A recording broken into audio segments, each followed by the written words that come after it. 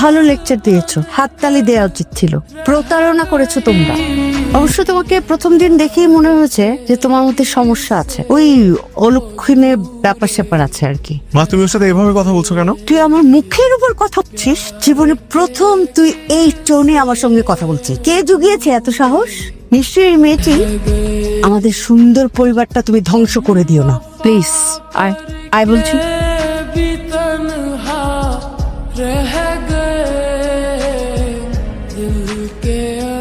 তোমার শোনো, তুমি কি কোনো ব্যাপারে আপসেট? না। আমি তো তোমার মা, তোমার কোনো কিছুই আমার নজর এড়ায় না। কয়েকদিন ধরে লক্ষ্য করছি তুমি ঠিক মতন খাওয়া দাওয়া করছো না, রাতে ঘুমাচ্ছ না, এমনকি ঠিক মতো কারোর সঙ্গে কথাও বলছো না। তোমার যদি মনে হয়ে থাকে তোমার কোনো ব্যাপারে আমি ভুল সিদ্ধান্ত নিয়েছি, সেটা তোমার ভুল ধারণা। মা কখনো তার সন্তানের বিষয়ে ভুল সিদ্ধান্ত নেয় না।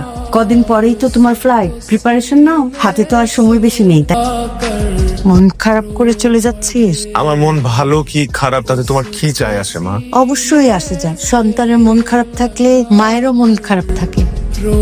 রায়া, রায়াকে আমি নিয়ে এসছি।